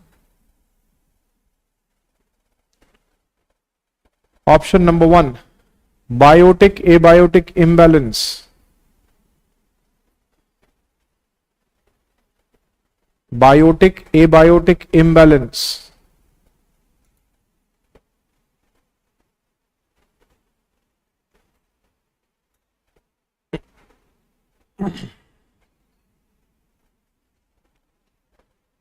Number 2, over accumulation of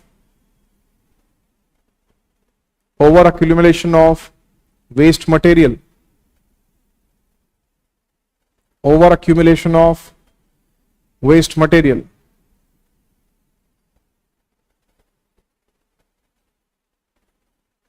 Number 3, early onset of biospheric overshoot. Early onset of biospheric overshoot. Early onset of biospheric overshoot.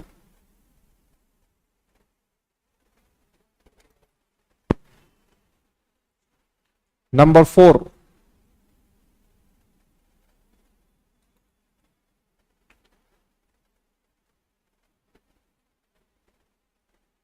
existence of toxic biosphere. Existence of toxic biosphere. Which of the above is are correct? Only 1 and 2. पहले option तो देख लो भाई. Only 1 and 3. Only 1, 2 and 3. All.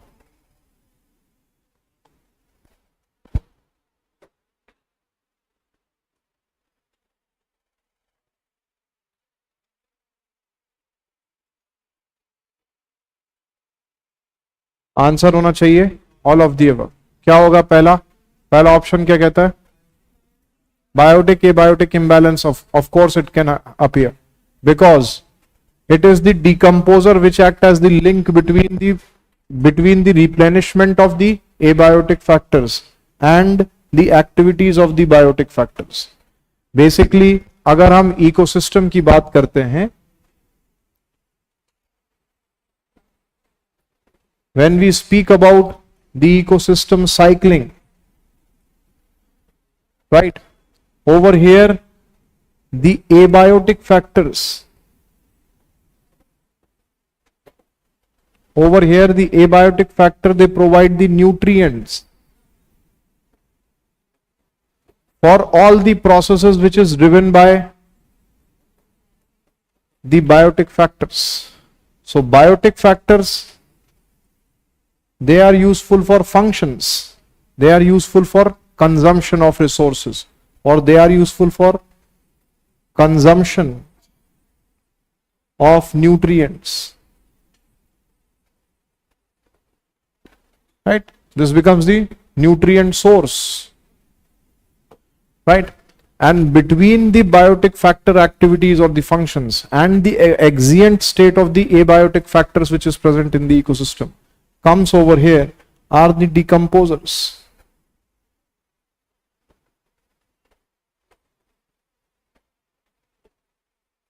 These are the link to establish the balance, because over here they can recycle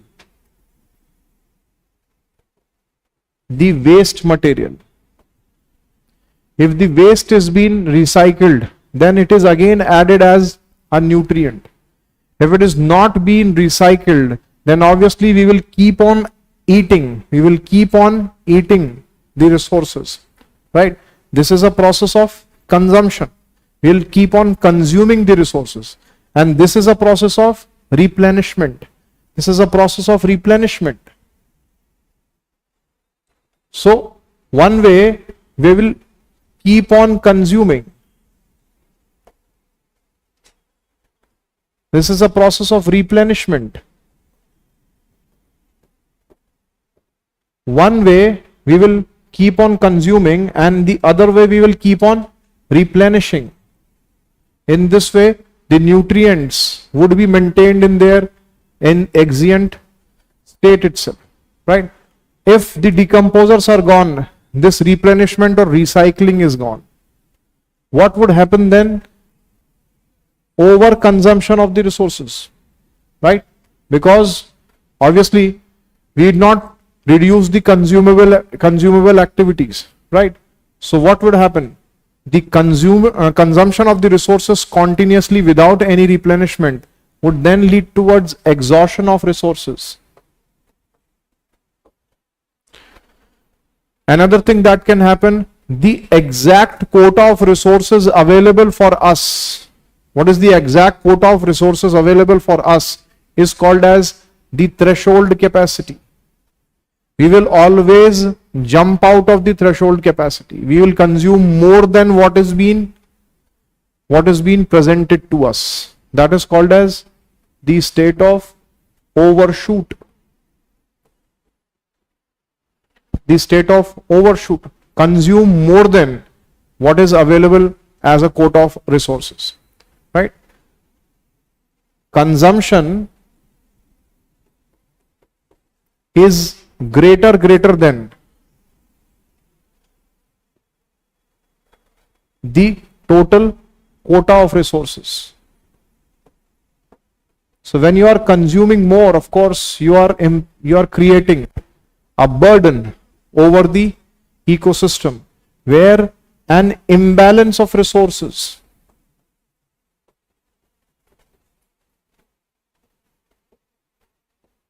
would appear. When the imbalance of resources would appear, obviously the imbalance between biotic and abiotic would also appear.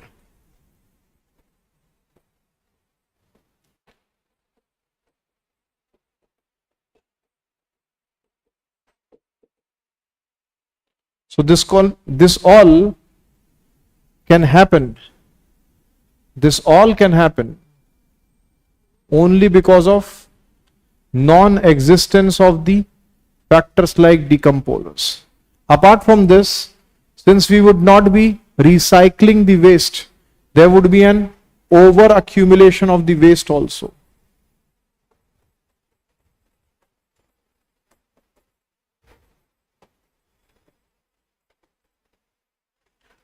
The overall ecosystem would then turn into a toxic ecosystem.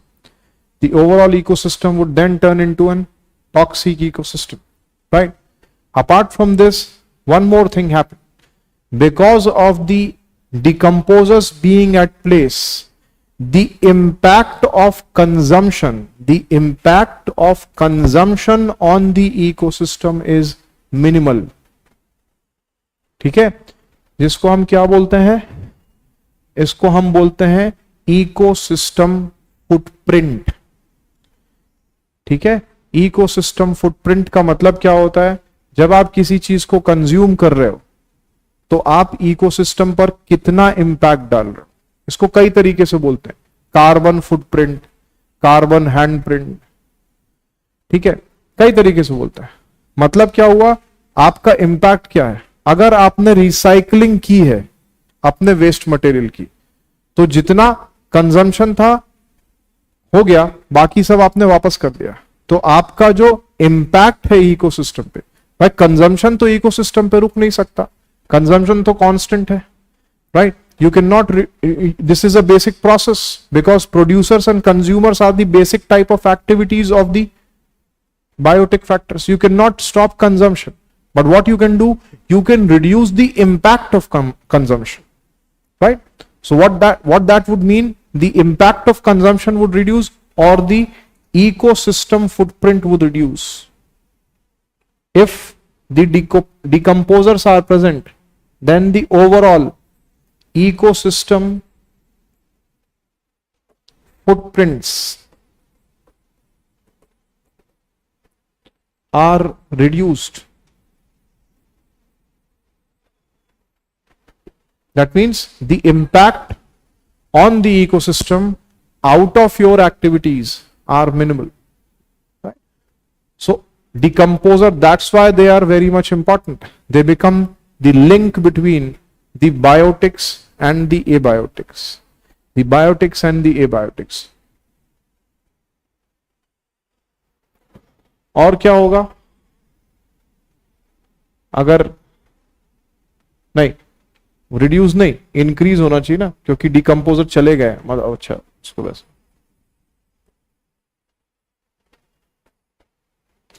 toxicity is reduced because of decomposers.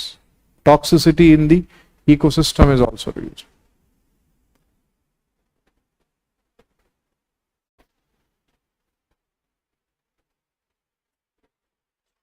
So this itself is the basic utility of what we call as decomposers in the ecosystem. Now decomposers in the ecosystem, लिख लिया, decomposers in the ecosystem, we call, there are few terms that we use. One term that we use is decomposer. Fine. Decomposer का मतलब क्या है, वो जो dead और decaying material पे खाना खाता है और उसको कन्वर्ट कर देता है यूजफुल न्यूट्रिएंट्स में। लेकिन डिकम्पोजर्स के अलग अलग क्लासेस होते हैं। जैसे एक क्लास होता है जिसको हमने कहा सेप्रोट्रॉफ अथवा सेप्रोजोइक और सेप्रोफाइटिक, ठीक है। फिर एक टाइप का डिकम्पोजर और होता है जिसको कहा जाता है डेट्राइटिवोर, और एक तरीके का डिकम्पोजर और होता है जिसको कहा जाता है स्कैवेंजर।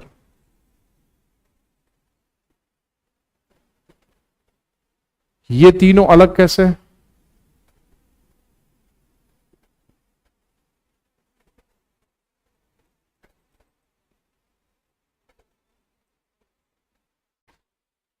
हाँ भाई, कैसे अलग हैं ये तीनों?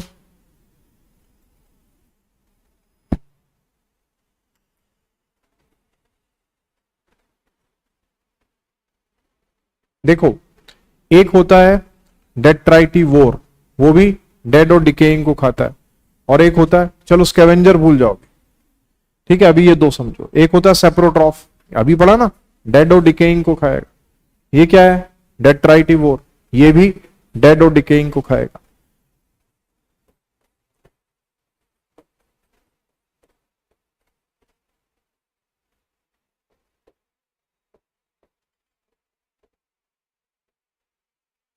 ठीक है, फिर दोनों में डिफरेंस क्या है?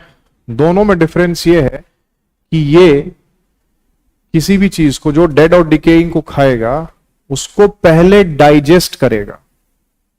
पहले क्या करेगा? डाइजेस्ट करेगा, फिर डाइजेस्टेड प्रोडक्ट में से जो उसके लिए इंपॉर्टेंट है उसको खा जाएगा, ठीक है, अपने बॉडी के बाहर डाइजेस्ट करेगा। It digest anything outside its body and then out of that digestion whatever is important for this organism, it would consume that, right?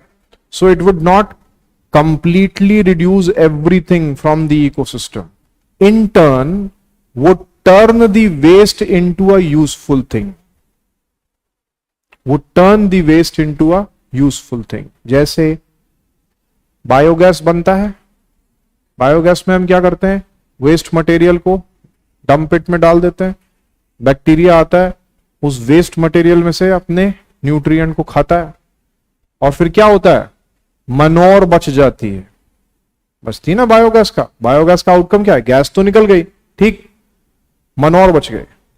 अब उस बैक्टीरिया में क्या हुआ, वेस्ट को बैक्टीरिया ने डाइजेस्ट किया, कहां पे, अपने सेल के बाहर।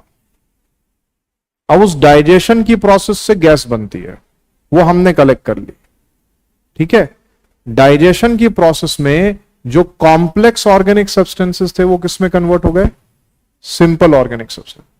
अब सिंपल ऑर्गेनिक सब्सटेंसेस क्या है, मनोर, और इस प्रोसेस में उसको एनर्जी और फूड मिल गया, उसने अपनी चीजें जो जरूरी हैं वो एब्जॉर्ब कर ली, ठीक है। बच क्या गया, बाकी जो बचा प्रोडक्ट है वो इकोसिस्टम में, which would increase the overall fertility of the ecosystem, ठीक है। ये बात समझ में आई। It has digested things outside, complex carbon substances into simple carbon substances, converted simple carbon substances taken off as manure, and it has digested whatever is important for it, saprotrophism। Whereas in this case, detritivore, it eats the thing completely, whatever waste is there it would eat that thing, right? Jackal, hyena, tiger के साथ चलते हैं ना, सुना हिंदी में लकड़ बग्गा, क्या चला, tiger के साथ घूमेगा, पीछे पीछे घूमेगा, उसके देखता रहेगा, खाना खा लिया उसने, उसके बाद क्या होगा, जो डेड और डिकेइंग सब्सटेंसेस होंगे उसको खा जाएगा, फिर क्या करेगा, उसको अपने बॉडी के अंदर डाइजेस्ट करेगा। It would digest those things inside its body and then egest the waste material from the body. तो क्या हो रहा है, सिर्फ ये हो रहा है कि वेस्ट का digestion outside the body of organism, waste का digestion inside the body of organism. जब ऐसा होता है तो ये दोनों डिफरेंट होते हैं। तो क्या होता है, waste digested outside and nutrient absorbed over here, waste digested inside and nutrient absorbed and simpler waste digested।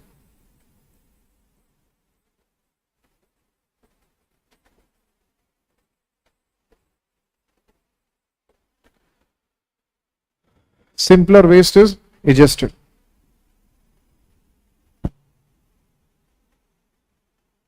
तो मोस्टली जो सेप्रोट्रॉफिक्स होंगे वो माइक्रो ऑर्गेनिजम्स होंगे।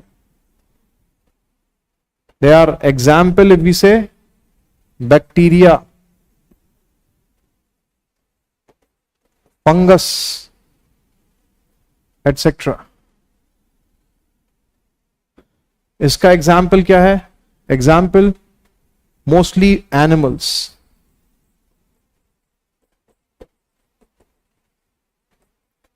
Jackal, hyena etcetera.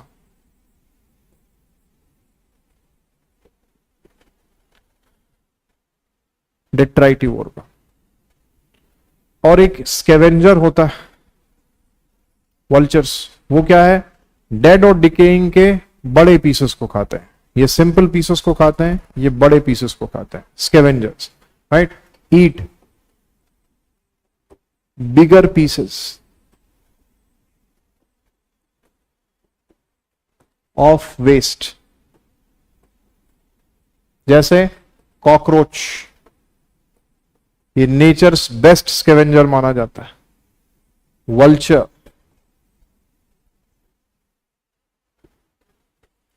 तो स्कैवेंजर बेसिकली एक टर्म जो हम डेट्राइटिवोर को ही दे देते हैं।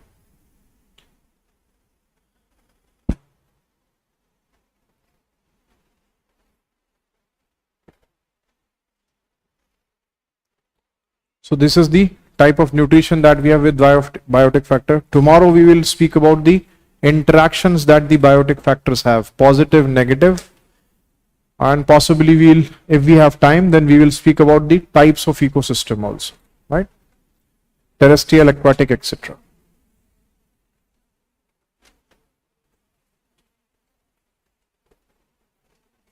Thank you.